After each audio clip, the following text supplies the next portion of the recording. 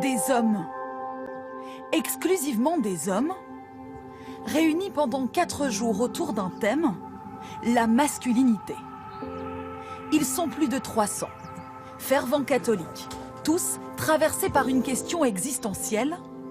Qu'est-ce qu'être un homme aujourd'hui? Qu'est-ce que la société attend d'eux? Beaucoup de mes amis disent, voilà, être un homme, c'est être fort, c'est s'affirmer, voilà, c'est... Et moi, je me reconnais pas tout le temps là-dessus. Et donc, je suis venu voir ce que c'est être un homme. Aujourd'hui, les pères sont plus présents avec leurs enfants, sont plus soutenants avec leur épouse, partagent plus les tâches ménagères. Et je pense que pour l'homme, aujourd'hui, c'est pas évident de s'y retrouver. On attend beaucoup d'un homme. On lui demande d'être viril, mais doux. Et aujourd'hui, il faut se positionner par rapport à ça, sans être viril, sans être macho. Doux, sans être mou. Pour les organisateurs, être un homme, c'est être viril. Et pour les encourager à affirmer leur virilité, ils ont prévu des épreuves sportives où l'on montre ses muscles. Ici, il faut pousser cette voiture le plus vite possible.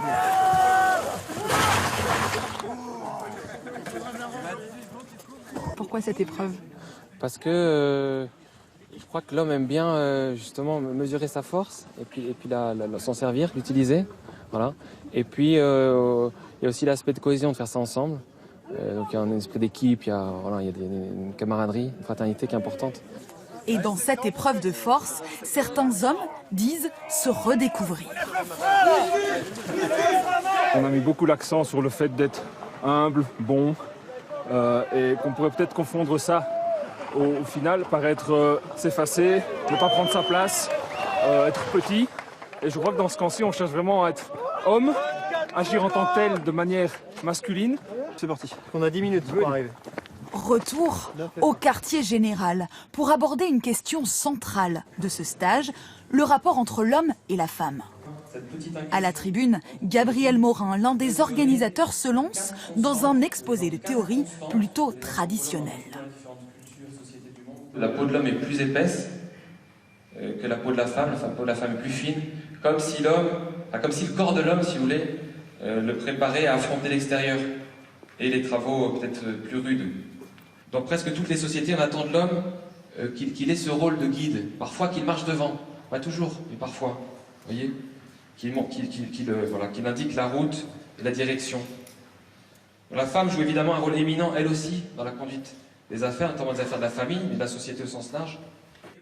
Les participants prennent note assidûment. Et voici ce qu'ils en retiennent.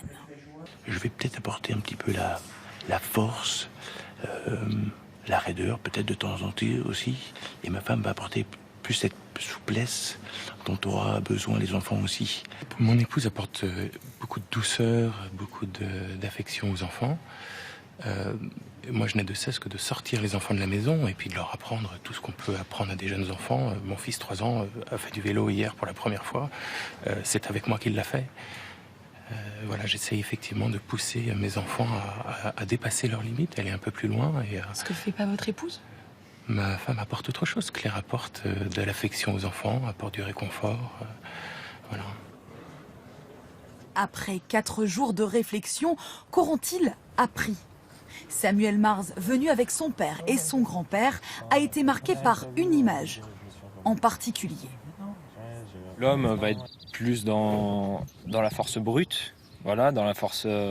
par exemple, voilà, l'image de la maison, c'est très bien, c'est l'homme, il va monter les murs, voilà, les trucs très physiques, par exemple, et la femme, elle, va rendre ça beau et habitable. Son père, lui, rentrera à la maison avec des résolutions dans la manière de vivre avec son épouse. D'une part, d'être attentive à elle et d'être une aide véritable pour elle. Et à la fois aussi d'accueillir ce qu'elle peut me donner en termes d'attention, de tendresse aussi. Ces retraites catholiques à la recherche de la masculinité rencontrent un succès grandissant depuis 4 ans. Dernière nouveauté, des journées de réflexion destinées cette fois aux femmes.